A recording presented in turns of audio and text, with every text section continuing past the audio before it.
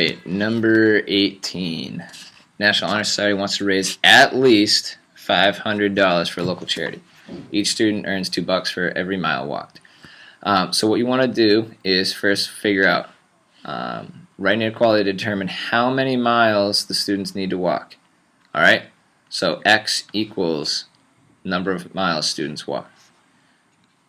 X equals number of miles students walk. That way when we solve for x, we've solved our problem. Next part is to look for a total. So at least 500. There's our total. So 500. We don't want to just equal. We want it to be the same as or more. That would be at least 500. So what's going to be at least 500? Student earns $2 for every mile walked. So $2 times every mile walked has to be more than or equal to 500. Solving our inequality, divide by 2, we get x is greater than or equal to 250. X stands for miles. So that means the students must walk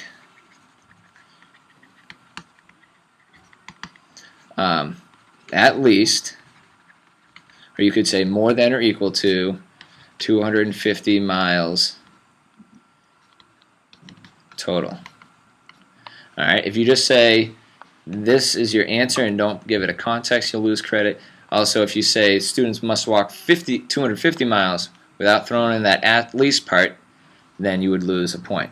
Alright, the at least tells us it could be 250 or more.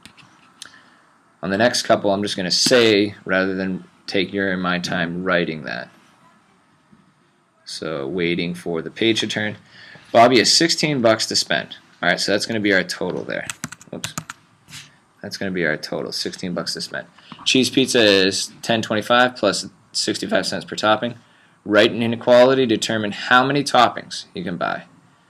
So x is going to equal how many toppings? X is going to equal the number of toppings. So I just declared my variable. He has $16 to buy, so he can. There's our total. He can spend equal to 16 or less than 16. Obviously, you can't spend more than what he's got there. So it's going to be $0.65 times x, so 0.65 times every topping, plus the cost of the pizza, which is 10.25.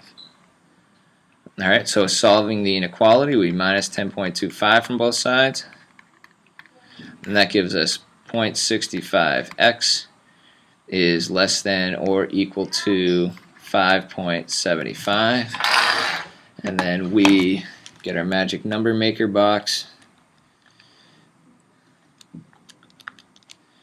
and that gives us, when we divide both sides by 0.65, x is less than or equal to 8.8 blah blah blah blah. Since it's a decimal, you can't order, even though it's a 0.8, you can't round up because you can't order a partial topping and you can't get more because you don't have the money for it. So it's x is less than or equal to 8 toppings. Alright, so what you would write here on a test is that Bobby can buy at most 8 toppings, or he can buy up to 8 toppings, or something implying anywhere between 0 and 8 toppings. Last one. Jacob has $450 in his bank account. He makes $12 an hour and plans on saving his whole paycheck. If he needs to save at least $725 for books for college, how many hours does he have to work? How many hours does he have to work? So x is going to equal number of hours worked. Write an inequality to determine it. So he has 450 total. Our total that we need to meet or exceed is 725. So he has to make equal to or more than 725. So what he makes has to be more than or equal to 725. He's already got 450, and he makes $12 times every hour worked. Alright, so there's our inequality. We now solve it out, and that gives us 12x is greater than or equal to, what would that be? 275. My bad. Wow. And then 275 divided by 12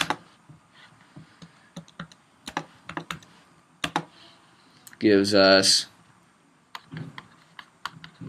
x is greater than or equal to 22.916 repeating.